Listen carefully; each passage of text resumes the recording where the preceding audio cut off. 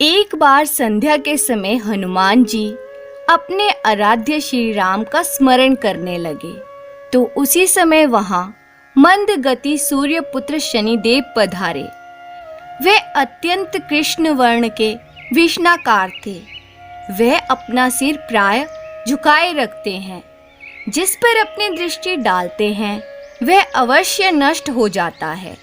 शनिदेव हनुमान के बाहुबल और पराक्रम को नहीं जानते थे। हनुमान ने उन्हें लंका में दशग्रीव के बंधन से मुक्त किया था। वह हनुमान जी से विनय पूर्वक किंतु कर्कश स्वर में बोले, हनुमान जी, मैं आपको सावधान करने आया हूँ।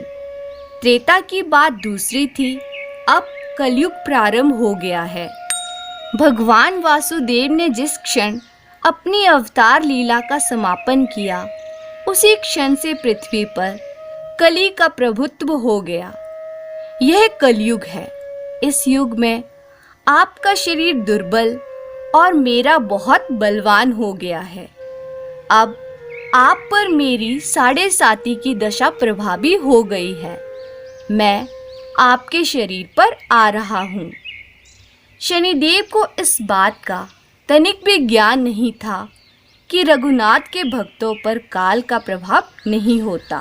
करुणा निधान जिनके हृदय में एक क्षण को भी आ जाते हैं, काल की कला वहां सर्वथा निष्प्रभावी हो जाती है।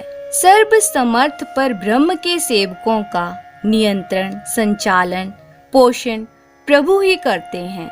उनके सेवकों की ओर दृष्टि उठाने का साहस कोई सुर असुर करे तो स्वयं उनका अनिष्ट हो जाता है।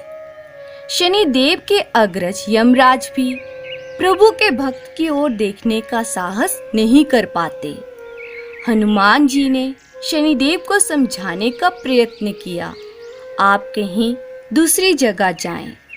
ग्रहों का प्रभाव पृथ्वी के मरणशील प्राणियों पर ही पड़ता है। मुझे अपने आराध्य का स्मरण करने दें। मेरे शरीर में श्री रघुनाथ जी के अतिरिक्त किसी दूसरे को स्थान नहीं मिल सकता। लेकिन शनिदेव को इससे संतोष नहीं मिला। वह बोले, मैं सृष्टिकर्ता के विधान से विवश हूँ। आप पृथ्वी पर रहते हैं, अतः आप मेरे प्रभुत्व क्षेत्र से बाहर नहीं हैं। पूरे 22.5 वर्ष व्यतीत होने पर 7.5 वर्ष के अंतर से 2.5 वर्ष के लिए मेरा प्रभाव प्राणी पर पड़ता है, किंतु आप पर मेरी 7.5 आज इसी समय से प्रभावी हो रही है। मैं आपके शरीर पर आ रहा हूँ, इसे आप टाल नहीं सकते। फिर हनुमान जी कहते हैं, जब आपको आना ही है तो आइए। अच्छा होता कि आप मुझ वृद्ध को छोड़ ही देते।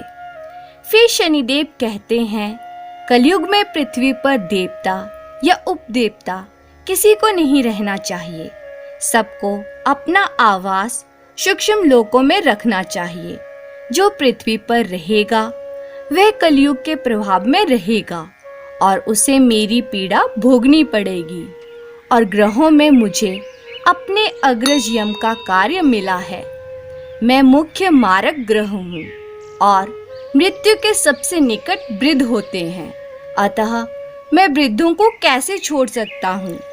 हनुमान जी पूछते हैं, आप मेरे शरीर पर कहाँ बैठने आ रहे हैं। शनिदेव बड़े गर्व से कहते हैं, प्राणी के सिर पर। मैं 2.5 वर्ष प्राणी के सिर पर रहकर उसकी बुद्धि विचलित बनाए रखता हूँ।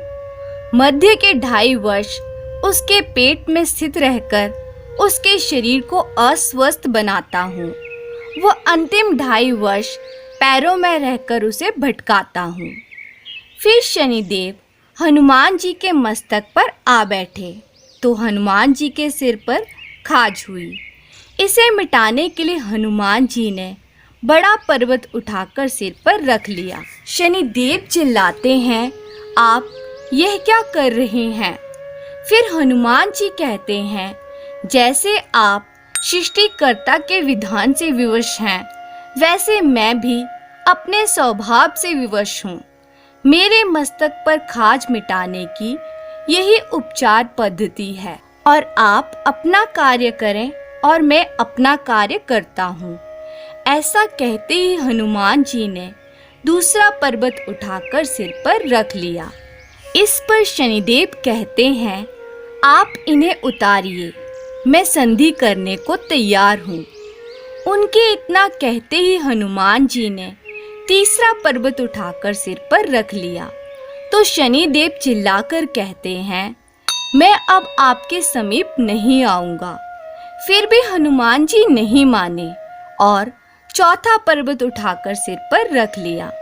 शनिदेव फिर चिल्लाते हैं, पवन कुमार त्राहि माम रामदूत आंजनेयाय नमः। मैं उसको भी पीड़ित नहीं करूंगा जो आपका स्मरण करेगा। मुझे उतर जाने का अवसर दें।